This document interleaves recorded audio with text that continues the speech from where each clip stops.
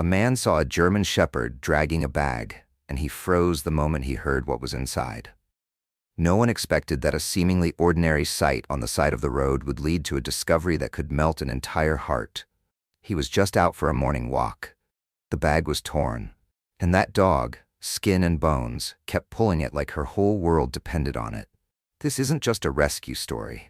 It's a test of resilience, of a mother's instinct, and maybe it's how one small creature ended up saving a human being. If you believe that every life deserves a second chance, follow Dog Stories, where we share real stories that don't need to be imagined, because they've happened, and they're still happening. And this is how it all began. That morning was so quiet, Eli Matthews could hear nothing but the sound of his boots hitting the frozen ground. The cold in the Wyoming hills wasn't like anywhere else. It didn't slap your face. It seeped into your bones. Eli, 51 years old, a former soldier, had been through harsher winters than this one, but the chill today reminded him just how long he'd been alone. No more unit. No one waiting at home, just an old wooden cabin and a half-read novel on the table, and he had made peace with that kind of solitude. The dirt path he walked each morning didn't even have a name, just a narrow trail cutting through faded grass and broken fences. Locals called it Miller's Trail. To Eli, it was routine, a kind of silence he could control. But something about this morning felt off. Roughly 100 yards ahead, something was moving along the side of the road. Not quickly, but slowly, dragging. A dog, a German shepherd so thin her ribs were showing, was dragging a white plastic bag. She had her teeth clamped around the knotted end, pulling it along with slow, deliberate steps. Her back left leg barely lifted. It just dragged behind her across the ground. The sound of plastic scraping against gravel cut through the silence, harsh, uneven, like fingernails on glass. At first, Eli thought she was scavenging trash. Maybe someone had thrown out leftover food, and the starving dog had taken the whole bag with her. But then he heard it. A whimper, faint, thin as thread, but unmistakable, coming from inside the bag. Eli froze. The road was empty. No houses, no one around. "Hey there," he called softly, crouching down. The dog stopped. She didn't growl, didn't run. She simply turned her head and looked at him. That look wasn't panic. It wasn't aggression. It was exhaustion and something deeper. Not fear, but worry. Worry for someone else. Eli took a few steps forward, keeping his hands low. "It's okay. I'm not gonna hurt you." The dog didn't move, but she didn't stop him either. The bag shifted again, another faint whimper, weaker this time. Eli knelt down, slowly peeling back the torn plastic at the top of the bag. Inside, curled up on a filthy piece of cloth, were 3 newborn puppies. Their eyes were still shut, pink skin visible beneath thin patches of fur. They were so small, Eli could have lifted all 3 with just his 2 hands. All of them were trembling. One let out a tiny whimper, like it wanted to cry, but didn't have the strength. Eli held his breath. He dropped fully to his knees, whispering, "Oh God." He looked up. The mother was still there, not moving forward, not backing away, just watching him. Her ears were pinned down, body tense, but she didn't growl, she didn't bark. And in that moment, Eli understood. She wasn't abandoning them. She wasn't running from anyone. She was trying to save her babies. Step by step, breath by breath, she had dragged those fragile little lives looking for somewhere safe. No strength left, no flesh on her bones. Just a mother's instinct. Eli shrugged off his coat, pulled the flannel shirt from underneath, and gently wrapped all 3 puppies inside. He cradled them against his chest. The mother took one limping step forward, then stopped. "Come on," Eli said softly. She moved closer. No growling, no fear.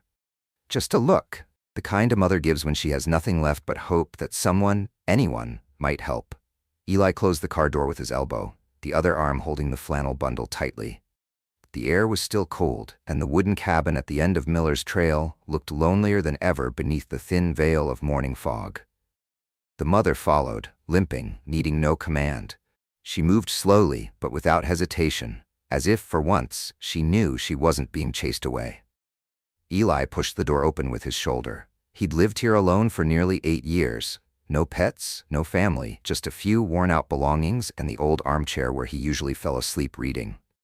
He laid a faded blanket down on the floor near the wood stove, gently placing the 3 puppies on it first. The mother stood nearby, panting, her whole body trembling. Then slowly, she lay down beside them. As her head touched the blanket, Eli noticed the grime and dried blood on her back leg. A deep gash ran from her hock to the joint, swollen, raw, and oozing. But even in pain, she turned and began to lick each pup, slow, steady, mechanical, like a machine built for only one purpose, to be a mother. Eli stood there, watching, not moving a muscle. It wasn't hesitation. It wasn't discomfort. It was something else. For a brief moment, Eli saw something in her. Something familiar. Something that had been missing from his life for a very long time. He grabbed a clean towel, dampened it with warm water, and knelt beside where the dog was lying.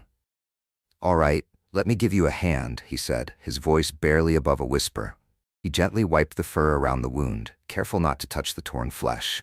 She flinched at first, but then went still, watching him with tired eyes, eyes that made Eli pause. They weren't the eyes of an animal, they were the eyes of a soul. "You've got a look in you," he exhaled. A name came to him, uninvited, unexplained. "Mira," he whispered it again. "I'll call you Mira, because in your eyes, I see someone who's known what it's like to lose." He didn't say anything else. He didn't have to. 10 years ago, Eli lost his daughter in an accident while he was serving overseas. He didn't make it back in time to say goodbye. He didn't get to hold her one last time. He never got to say sorry to his ex-wife before everything fell apart. Since then, he'd lived like he was repaying a debt, not to anyone else, but to himself. But today, watching Mira fight to keep her puppies alive, through pain, through hunger, that feeling of wanting to protect something came back. It didn't surge. It didn't overwhelm. It was just a flicker, small, fragile, but real. Eli stood quietly, filled a bowl with fresh water, then opened the fridge. There was some leftover chicken from the night before, and a bit of cold rice. He warmed it up just enough and set it beside Mira. She didn't lunge for it. She shuffled forward, licked a few bites, then turned back to tend to her pups. "Mom first, meal later," Eli murmured, half smiling, his throat tightening. He sat down on the floor, back against the wall, eyes fixed on Mira. In the cold kitchen, there was only the soft crackle of the wood stove and the quiet sound of a mother keeping her babies warm. Eli closed his eyes for a moment. He didn't believe in fate. And miracles? Even less. But today, when Mira dragged that bag across a barren field and chose him to stop in front of, maybe, just this once, he believed in something more than coincidence. At first light, Eli started the truck. Mira lay in the back, wrapped in a thick blanket he'd pulled from storage. The 3 puppies were nestled in a cardboard box lined with towels, resting quietly in the passenger seat. Eli had never driven so gently. Every bump in the road, every sharp turn, had him glancing at the rearview mirror to check on her. She was still breathing, fast, faint, but her eyes stayed fixed on the road ahead. The nearest vet clinic was in Pine Brook, over 30 minutes away. But for Eli, there was only one person he trusted, Dr. Lillian Cross, an old friend, someone he'd served with back in his emergency response unit before she switched to veterinary medicine. The clinic door swung open just as Eli stepped inside. "Haven't seen you in forever, Eli," Lillian said, her voice a mix of surprise and concern. But when her eyes landed on Mira, the smile disappeared. "Oh my God, bring her in, now." Mira was placed gently on the exam table, the 3 puppies resting quietly in the box beside her. Lillian moved quickly, checking heart rate, reflexes, temperature. She didn't say a word for the first few minutes, just looked, touched, frowned. "She's severely depleted, dehydrated, malnourished," and Lillian carefully lifted Mira's back leg, the one with the deep wound. It was red, swollen, and oozing yellow discharge. This cut didn't happen naturally. Could have been wire, but there's something else. She pushed aside the tangled fur on Mira's chest, gently clearing away dried mud and clotted blood. Beneath the inflamed skin, a faint mark slowly emerged. 2 letters etched into the flesh. Faint, but still readable. AJ06. Eli clenched his fists. "A code?" he asked. Lillian nodded, eyes still fixed on the scar. "Not an injury. That's branding, burned in. People usually use hot tools to mark livestock on farms, but..." She paused, then lowered her voice. "Branding a dog is illegal, except in very rare cases, and this format sounds a lot like a batch number." Eli looked at Mira. Even in exhaustion, she was turning her head to lick one of her pups. Blood still seeped from her leg, but she didn't whimper, didn't flinch. She just kept being a mother. Lillian began cleaning the wound. Mira flinched slightly, but didn't bite, didn't bark. It was as if pain was something she'd long gotten used to. You know? Lillian said as she disinfected the gash, there was a federal alert last year about illegal breeding operations, using mother dogs to pump out litter after litter, then dumping them once they're no longer useful. Where? All over. But there were rumors that one branch was active somewhere around the Wyoming-Montana area. No confirmed location, no names, just scattered reports of severely injured dogs turning up, and quite a few with markings like this one. Eli felt a chill crawl down his spine. He thought about Mira's eyes, the way she dragged that bag in silence, no barking, no cries for help, as if she knew if she stopped, her babies wouldn't make it. What does she need right now? He asked, his voice low. High-dose antibiotics, pain meds, fluids. I'll keep her here for monitoring. The pups are okay, underweight, but not in danger. Eli nodded. He stepped closer to Mira and sat beside the exam table. She turned her head, and her eyes met his once more. She was kept somewhere, he said, then found a way out, brought her pups with her. Maybe, Lillian replied, and if that's true, she's not just a victim, she's living evidence. Neither of them said anything for a while. Wind howled outside the window. The overhead fluorescent light buzzed softly. In Eli's mind, one question cut deeper than any wound. Who did this to her? And how many more dogs are out there, waiting for their turn to be branded and thrown away? That afternoon, the sky darkened faster than usual. Thick gray clouds rolled in from the western hills like a warning, a storm waiting to break. Eli pulled over on the same dirt road where Mira had appeared that morning. He turned off the engine but didn't take out the keys. To his right, the forest looked darker now. The wind cut through brittle branches, making an eerie whistling sound. But Eli didn't flinch. He stepped out, shut the door as quietly as he could, and began walking, following the same path Mira had dragged that plastic bag. Weeds had been pushed aside. The ground was rough, scattered with gravel and small stones. Though days had passed since the rain, Eli could still see the faint, torn trail in the dirt, like a scar scratched across the earth. He walked slowly, eyes scanning every inch. Near where the road met the edge of the woods, a shallow ditch came into view. Eli stopped and crouched down. There, inside the shallow pit, not even 2 feet deep, was a pile of torn cloth, old rags, part of a ripped-open dog food bag, and dried blood. Not a lot, but unmistakable. Eli lifted a piece of rusted mesh, a length of wire bent into a loop, the end twisted into a crude hook. Clinging to it were a few strands of fur, grayish-brown, just like Mira's. He clenched his fist. A few steps away, imprinted clearly in the soft dirt, was a footprint. Large, deep, lug-soled. Definitely from a heavy-set man. Eli knelt and took pictures of every detail with his phone. The tracks didn't lead back toward the road, as he had assumed. They went deeper east, following a narrow trail cutting through thick woods. He followed the path with his eyes, and then he saw it. At the end of the faint trail, a few hundred yards away, sat a sunken clearing, with an old wooden house and a large barn beside it.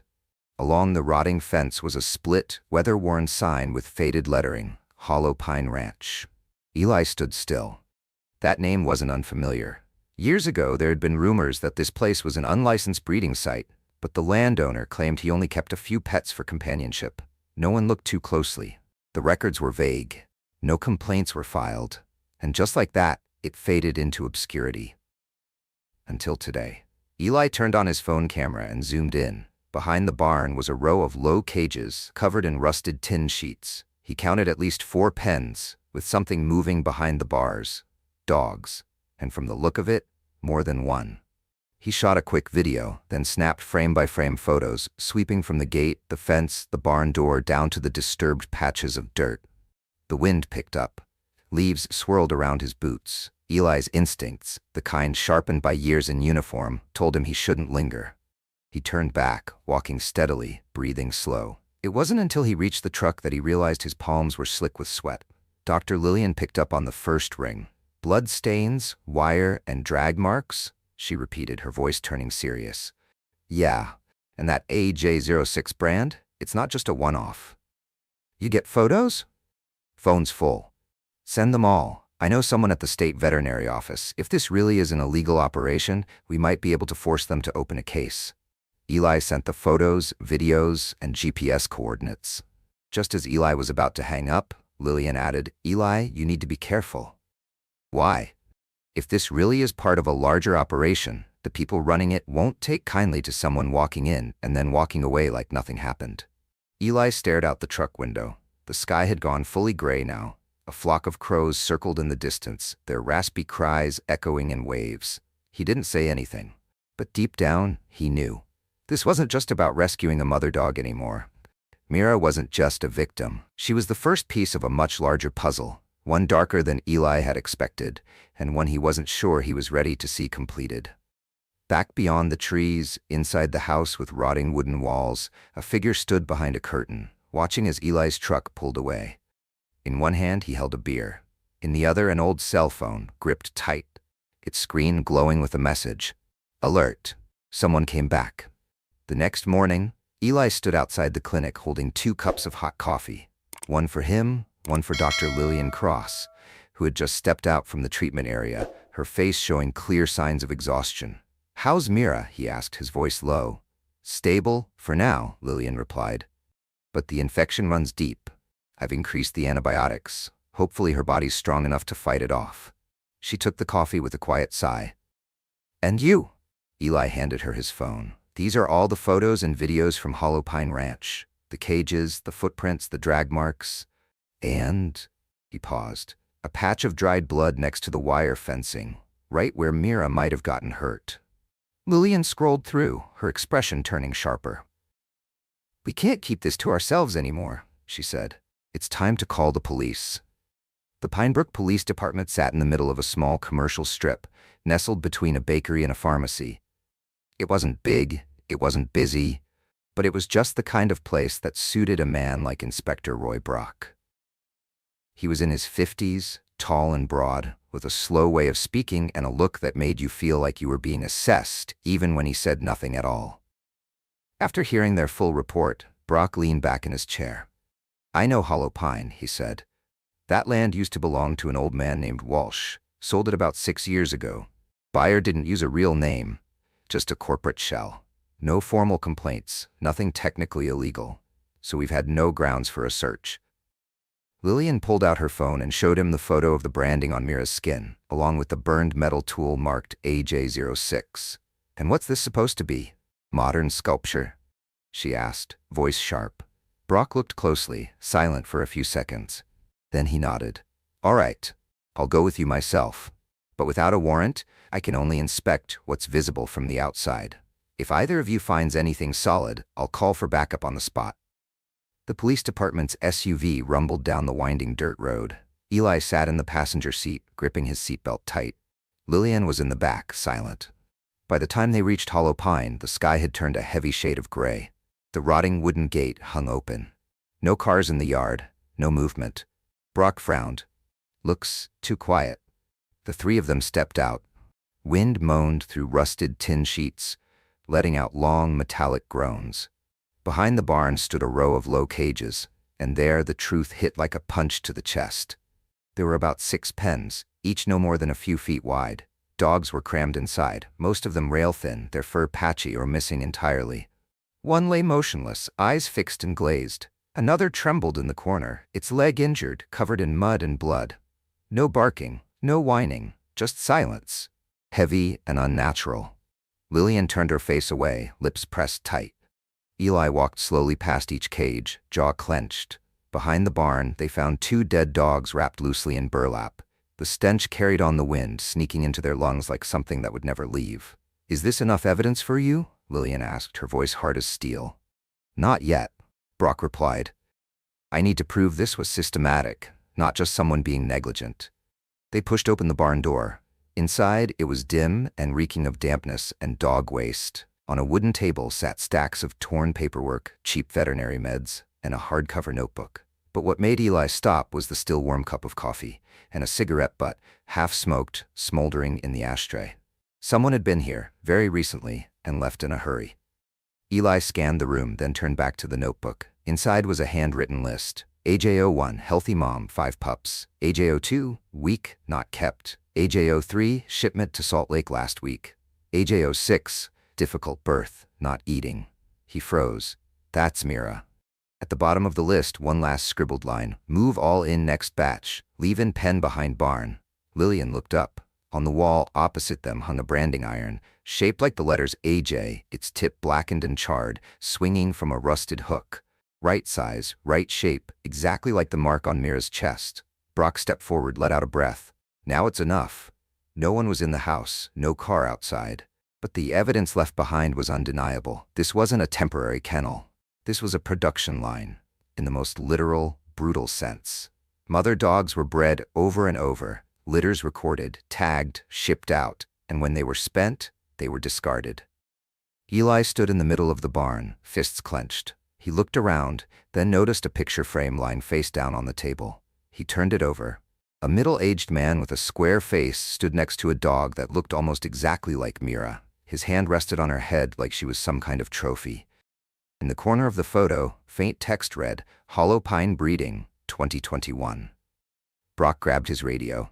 Requesting a formal search warrant, send a team to secure the property.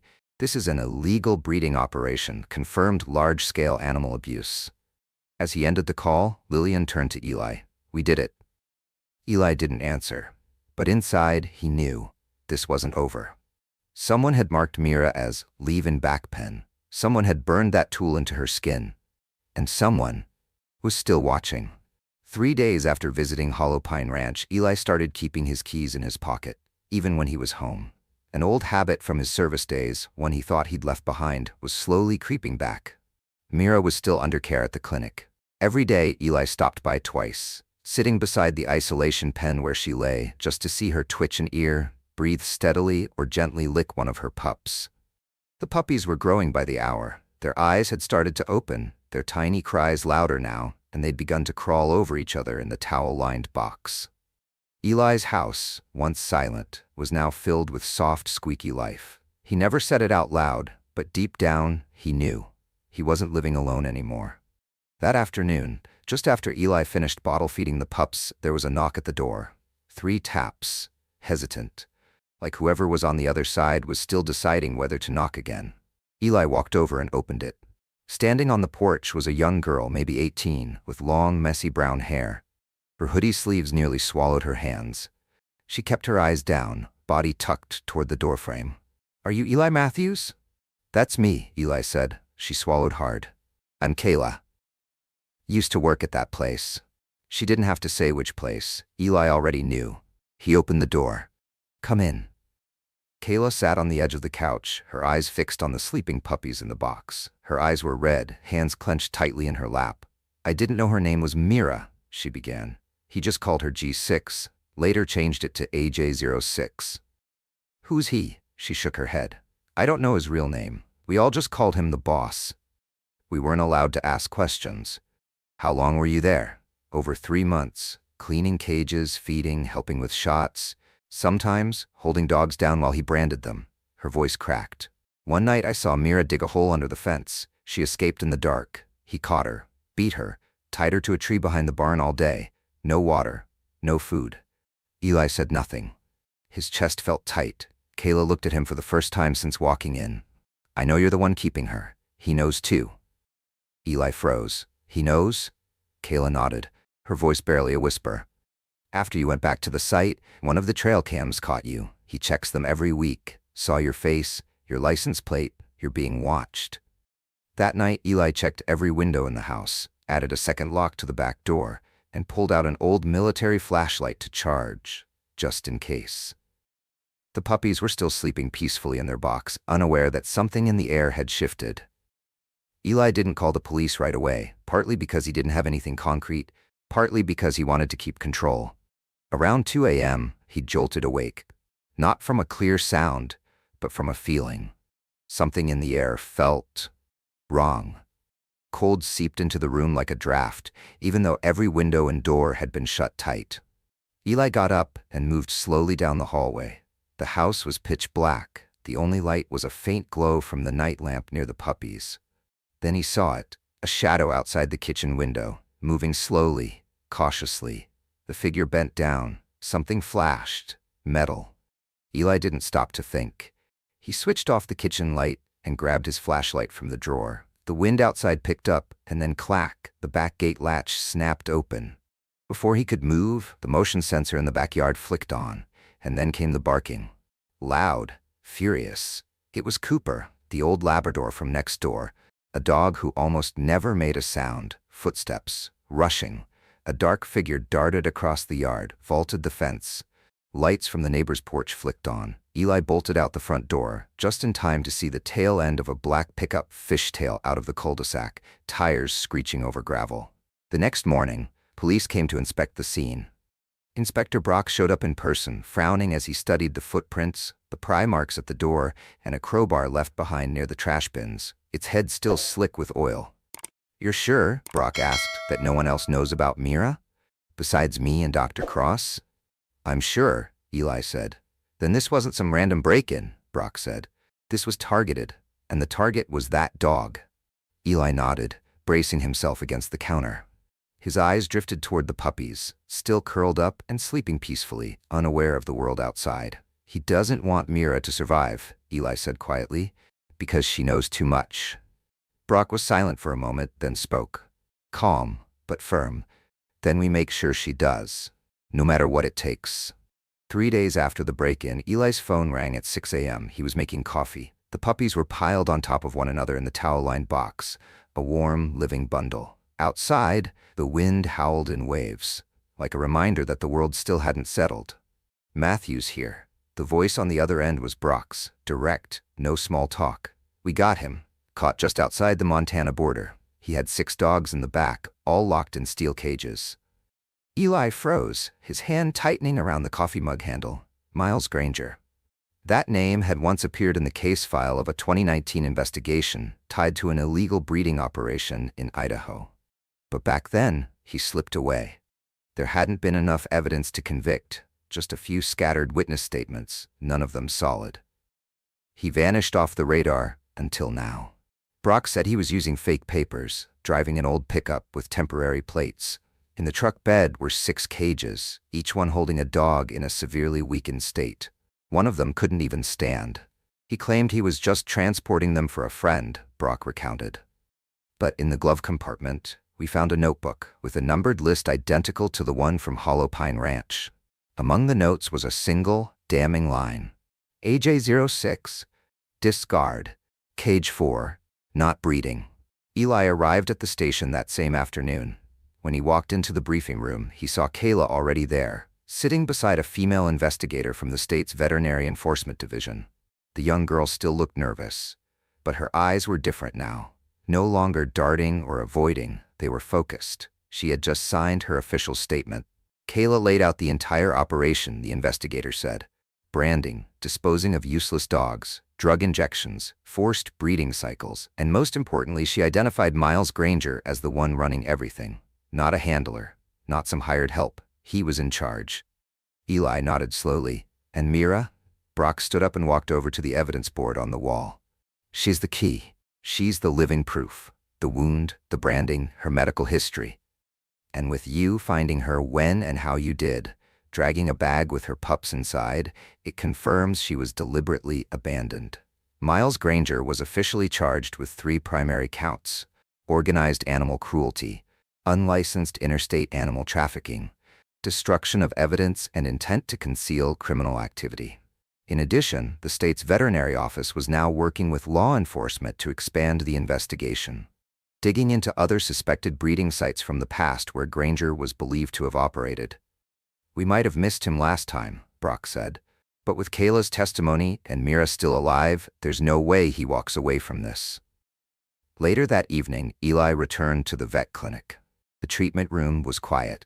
Only the steady beeping of IV machines filled the space.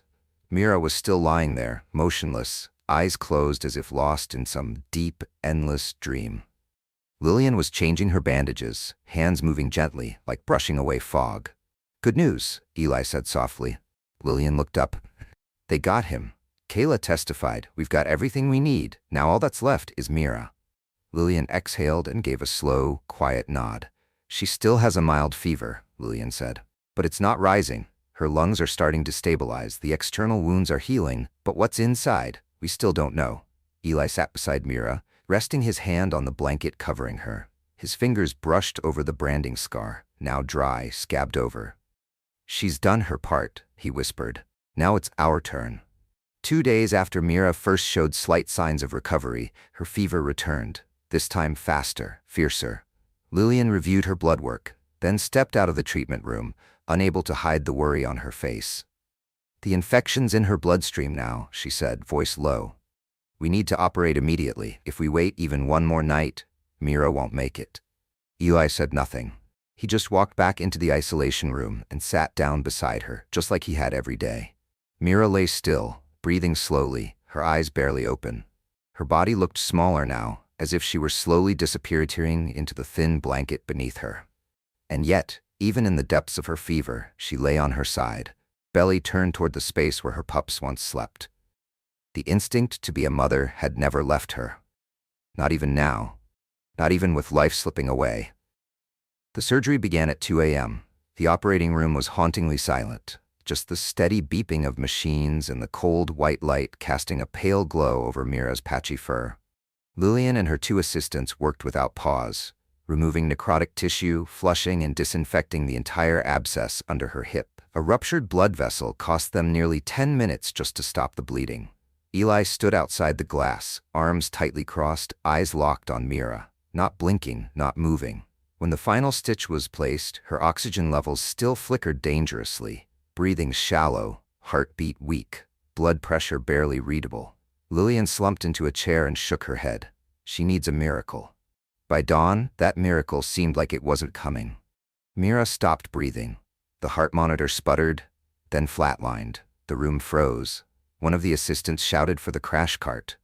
Lillian pressed her stethoscope against Mira's chest, eyes wide, unblinking. Eli burst into the room, heart pounding like a drum. He dropped to his knees beside Mira, gently placing his hand on her head. "No, not now," he whispered. "Not when you haven't seen your babies grow up yet." Then, just as Lillian reached for the defibrillator, a small sound echoed through the room. Not from Mira, but from the tiny Bluetooth speaker on the counter, the one Eli used to play recordings of the puppies so Mira wouldn't feel alone while at the clinic. A soft whimper, the sound of a newborn pup. Faint, but enough. The heart monitor blinked back to life, one beat, then another, then a breath, thin as mist. Lillian stared in disbelief. She's responding to her pups. Eli gripped Lillian's trembling hand, eyes locked on Mira. "She's not ready to go," he said. "Not while they still need their mom." From that night on, Eli didn't leave the recovery room. He laid his old army blanket on the floor, leaned against the wall, and stayed close. Every time Mira twitched, he jumped up. Whenever the IV machine beeped, he called Lillian. The puppies were still staying with a trusted friend, but every night Eli played that familiar sound. Each whimper, each soft yip, a lifeline pulling Mira back from the edge. Once, during a quiet moment, Eli leaned in close and whispered to her, "I'm not sure who saved who, Mira, but I think we both needed each other to survive." On the 3rd morning after the surgery, Lillian walked into the room as usual, holding her cup of hot coffee. But this time, Eli wasn't asleep on the floor like every other morning. He was sitting upright, his back straight, and his eyes lit up with something strange and bright. She lifted her head just a little," he said. Lillian rushed to the pen. Mira was lying on her side, eyes open, not wide, not fast, but open. Her ear twitched. Her nose moved, sniffing faintly. She couldn't move much yet. But her eyes, the same eyes that had locked onto Eli's the first time in that open field, were there again. This time, though, they didn't plead. They didn't ask for help. They said thank you. Eli knelt beside her in closure, emotion rising fast in his throat. "Welcome back, strong girl," he whispered. Lillian leaned in to check the monitors. Stable. No more fluid buildup. The incision's healing well. If she keeps this up, she could go home in a few weeks. Eli sank to the floor, his back against the wall. There was something in his eyes, brighter than the morning light slipping through the window. Not the light of victory, the light of hope. That feeling when something you thought was lost finds its way back. It took Mira nearly 3 weeks to stand on her own and take a few steps without assistance. But each day her eyes grew clearer, her responses sharper. And her ears, they began to perk again, little by little, every time she heard the high-pitched cries of her puppies from the next room. The 3 puppies, now nearly 6 weeks old, no longer stayed still in their bed. They wobbled around Eli's living room, barking loudly whenever they saw a shadow move. One of them, especially mischievous, kept charging at Eli's feet like it was the most important game in the world. Eli had gotten used to the sound of water bowls tipping over, slippers being dragged away, and little bite marks on his pant legs. He didn't complain. On the contrary, the house, once quiet like a graveyard, now felt alive again, like a mini rescue shelter, noisy, chaotic, and full of life. One afternoon, while Eli was changing Mira's bandages, Lillian arrived. She sat down, looked at Mira lying peacefully in the sunlight, then spoke softly. "I got in touch with a recovery center in Colorado. It's huge, has open fields, a lake, and a lot of dogs who survived abuse have been sent there. They have vets on site 24/7, everything she might need." Eli didn't look up. He kept wiping gently around the edge of the healing wound. "Sounds good," he said. Lillian looked at him. "What do you think about letting Mira go? She'd be better cared for, safer." Eli was silent for a moment. Then he said softly but firmly, "She doesn't need open fields, Lillian. She needs a home." The next morning, Eli called the local office to finalize the adoption paperwork. Not just for Mira, but for all 3 of her pups. The clerk on the other end let out a light chuckle. "You know, just raising one is already a handful, right?" Eli smiled. "I used to think I wasn't to care for anyone, but maybe I was wrong." He hung up and looked over at Mira, lying in the middle of her 3 pups. One had its muzzle resting on her paw, another was nibbling gently on her ear, and the last had buried its head into her belly like it was trying to find the warmth it remembered.